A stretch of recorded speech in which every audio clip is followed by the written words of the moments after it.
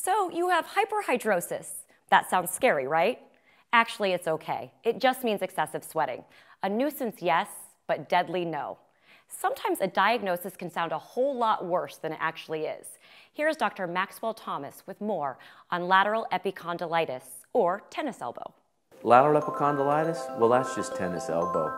That's pain that comes from one of the tendons that attaches on the outside of the elbow. And it can be very, very painful, and it can be debilitating, especially if you're working with your hands all day. Ironically, tennis elbow most of the time isn't caused from tennis. It's usually just the day-to-day activities. One of the most common things I see is that it's the mouse. It's the moving the wrist up and down with a mouse seems to really aggravate people's elbow. There are many different treatments for tennis elbow. You can wear a brace that helps rest the tendon that's being pulled. You can do the standard things like anti-inflammatories and ice.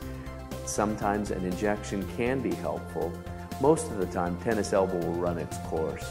Occasionally, people will have continued discomfort and they can't do their job. So if they've tried enough of the conservative approach, then sometimes surgery to release that tendon can be quite helpful. Tennis elbow surgery is an outpatient surgery.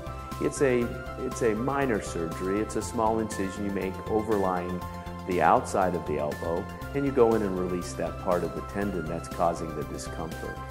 The recovery is somewhat quick. Certainly you need to protect the elbow for the first 2 weeks and then avoid any of the risky activities for 6 weeks. And then after that you can go back to your normal activities.